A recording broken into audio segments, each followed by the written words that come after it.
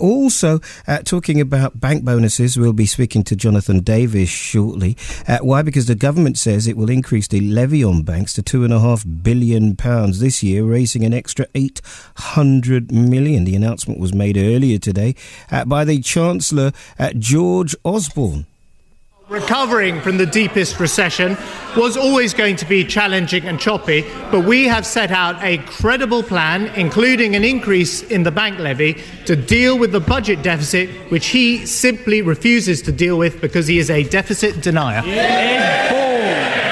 Deficit denier. Let's give you some perspective. There was a levy, of course, last year of some £3.5 billion from the previous government. It was a one-off charge. The Chancellor is now proposing that £2.5 billion should be this year and every year.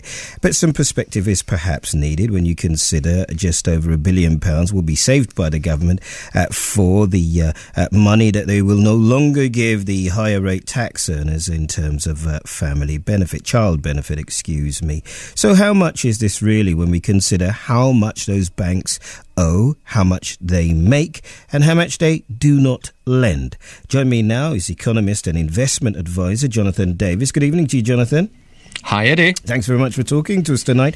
What's your take on this levy? I started with my political reporter by suggesting it sounded 800 million, $2.5 billion in all, like a lot of money, but in the grand scheme of things, is it? It's tiny as far as I'm concerned, particularly when you take into account the amount that we gave the banks a couple of years ago, which was £850 billion.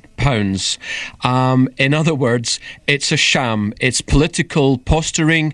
It's whatever colour the politicians are, whether they're blue or red or yellow, whatever, they're talking about tiny numbers. They're not getting to the root of the problem. But we are playing politics. This is a game of politics, and a message has to be sent to the great British electorate that something is being done to rein in those bankers. Nothing's been done to rein in the bankers. They're going to raise £3.5 billion. The bankers' bonuses were double that. Nothing is happening to the bankers. Nothing is happening to the banking system, which has brought down the economy. And that's what the tragedy here is. The politicians are pretending they're doing something. They're doing nothing. Well, he has got a point when he says he's doing a darn sight more than the previous Labour government were doing. Well, it's all relative from extremely small to very, very small. OK. Let's get on to what I think for our listeners is the most important part of this, Jonathan. It's not so much the tax. It's about lending first-time buyers money to buy a home. It's about giving cash flow aid to small business. Here's my problem as an amateur economist, and I do hope you can help me here. This is my problem.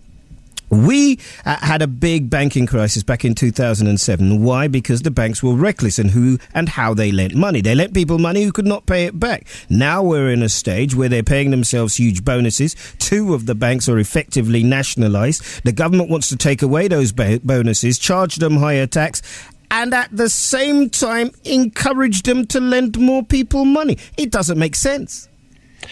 It doesn't make sense. It's politics that they're playing. The politicians of all colours have colluded with bankers and amongst themselves to pretend to the British public that what the solution is, what we need is more and more debt.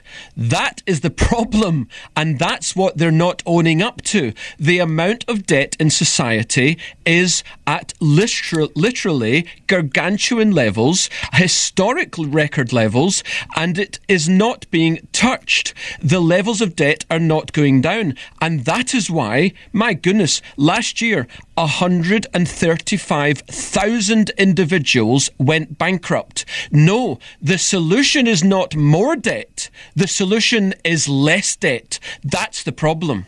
Quickly, we have 15 seconds, you and I. What would you have liked to have seen? I would like to see the retail banks split from the casino merchant banks. I would like the Chancellor and the government to say, never again will we bail out bankers. Those are the two most important things that have to take place. Thank you so much. Jonathan Davis, the economist and investment advisor.